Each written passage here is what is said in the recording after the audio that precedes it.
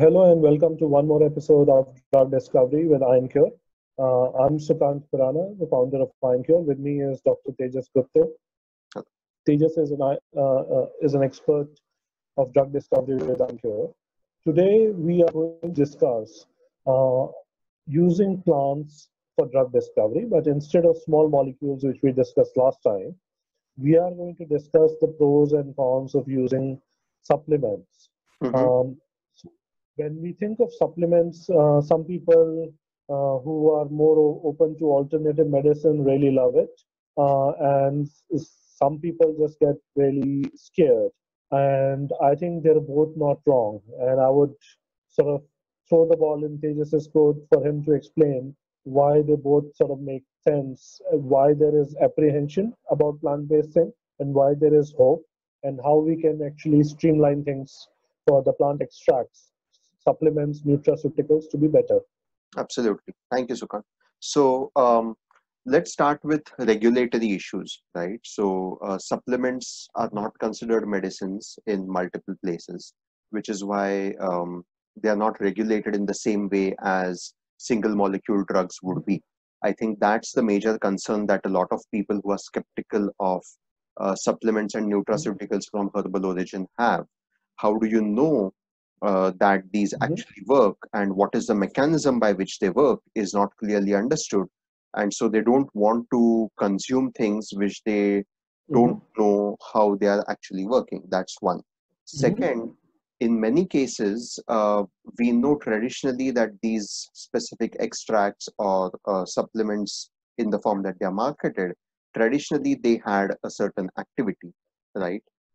mhm, But is there enough of a quality control when we are consuming it in modern times to know what is the source of the material, and does it actually have the different chemical species in the appropriate amounts to show the activity that you predict it will show?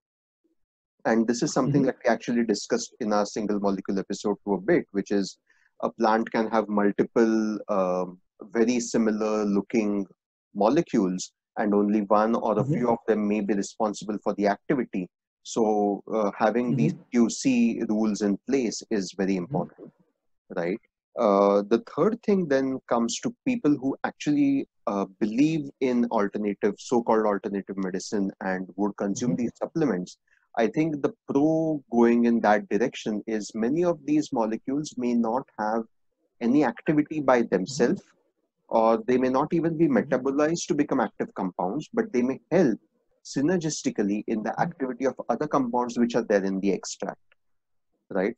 And mhm, this is again harking back to an example that we discussed in the previous episode, where piperin from black pepper increases the absorption of other phytocompounds from the small intestine.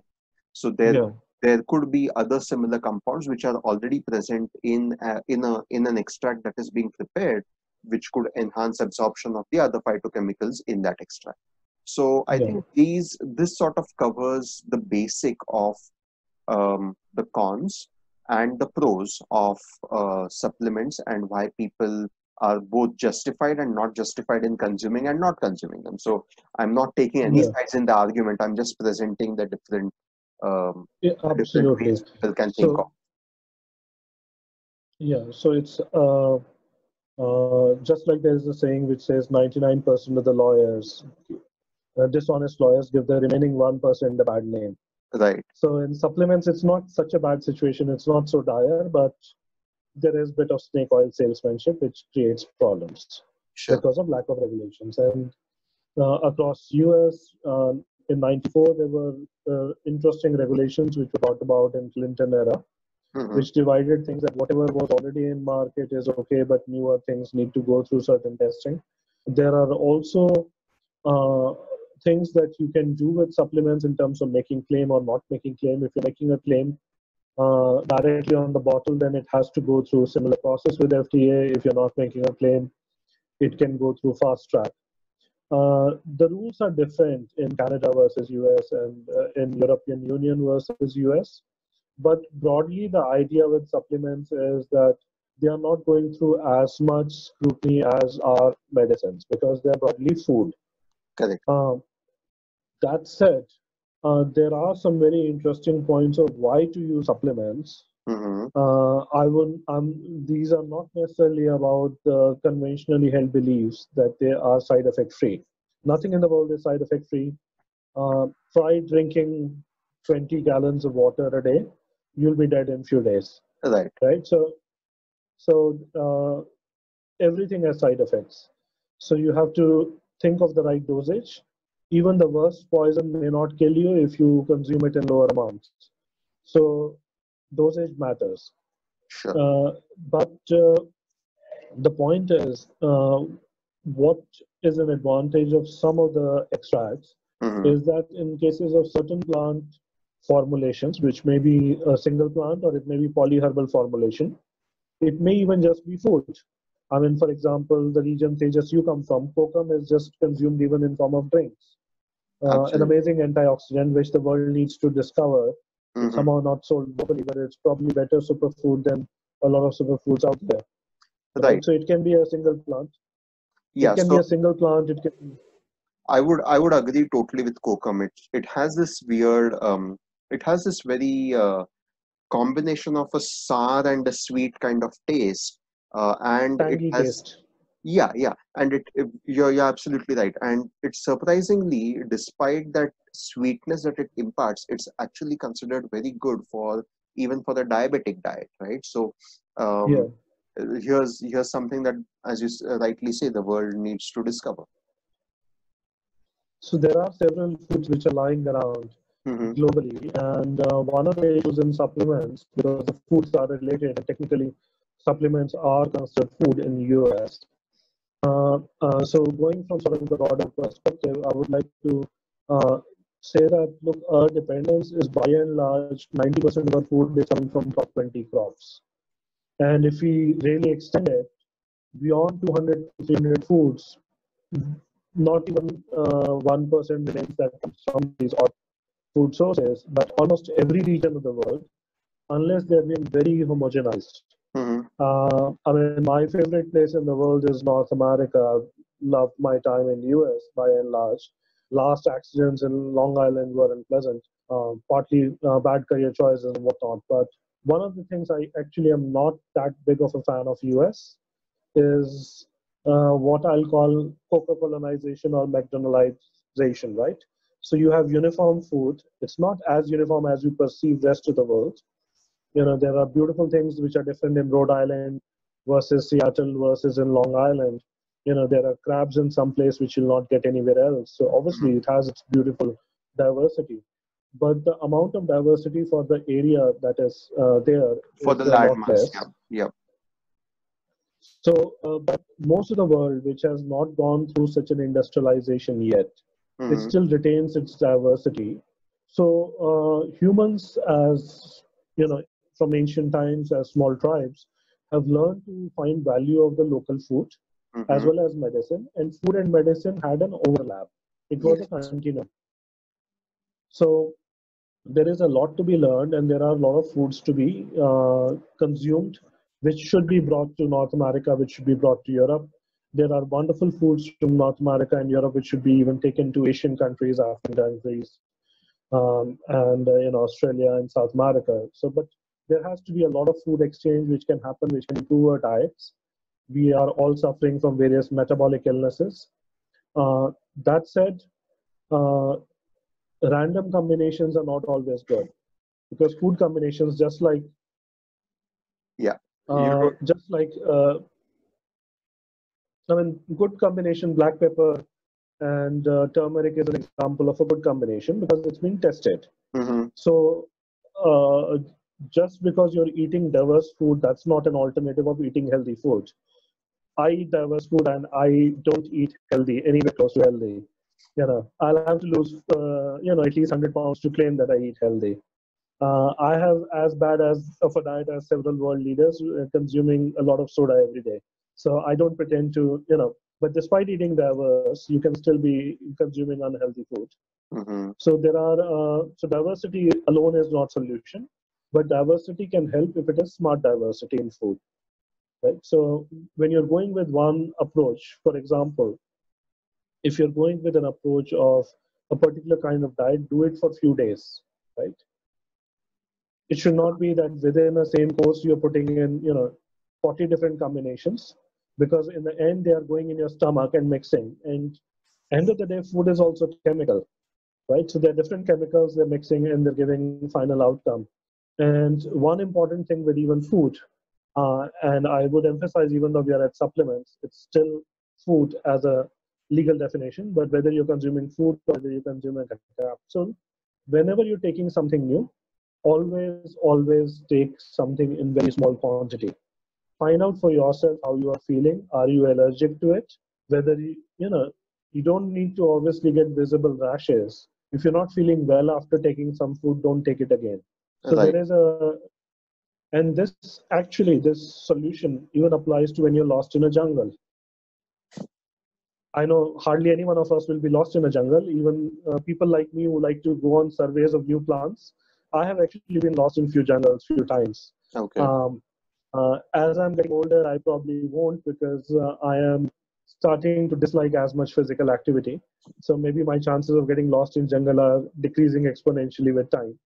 But I've had some very interesting experiences, and having this basic training of surviving in forest really helped.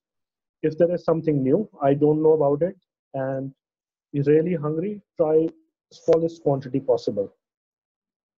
So you don't die. You watch yourself what happens to you, and then consume. So twice I've had to eat something new where I had no idea what that fruit is. Mm-hmm. And, I survived. I'm here to tell you the tale. Exactly. And in one case, I actually had a bit of a stomach upset, but I ate only small amount. That didn't kill me, right? Right. A Right. slight confusion between an edible mushroom versus Amanita phalloides can give you, you can be dead. Yeah. Just a small difference between whether you have red spot on a red mushroom versus you don't have that you don't have that white spots on the red mushroom. That can mean a difference between life and death, right? Sure. Sure. So, but coming back to this idea of why supplements should even exist, right? Why not let's come up with active ingredients? Is that a lot of these plants with amazing medical benefits, these are actually having multiple active molecules. It's not acting at one single target. For True. example, you are a diabetic. It's not just that you are looking at GLUT4 transporter across your muscle cells to transport glucose. There are several other things which are regulating release of insulin, release of sugar from the liver. So there are, several nodes which are resulting in final type 2 diabetes phenotype.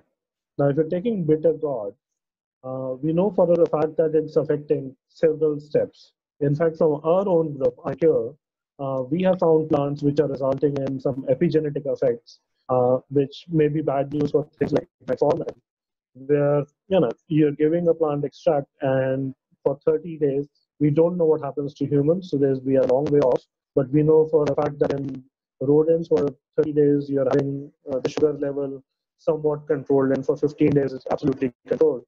Mm-hmm. So so they could be you could be targeting in the right amount several pathways. So a single plant may work through various things, and some of the things might be obvious.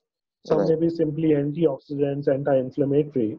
And I've had really brilliant friends of mine who don't work on plants who have often asked me, are all the effects of plants simply because they're anti-inflammatory, or are they antioxidant? I'm like, well, that would not have given you aspirin, right? So you have specific molecules doing some specific things. Correct. There are so that is what has led us to exploring several foods. So we have looked at few hundred different types of new foods. We have looked at few different hundred different types of ethnomedicine, Mm-hmm. and we are very keen on promoting it. And we are also keen on doing something which is very important. Might sound very mundane to you, is that plants at times are not being grown in the right condition. Tejas in the last episode discussed it really well. Right. Right. If you want, Tejas, you can even sort of throw a light on what creates good secondary metabolites or not.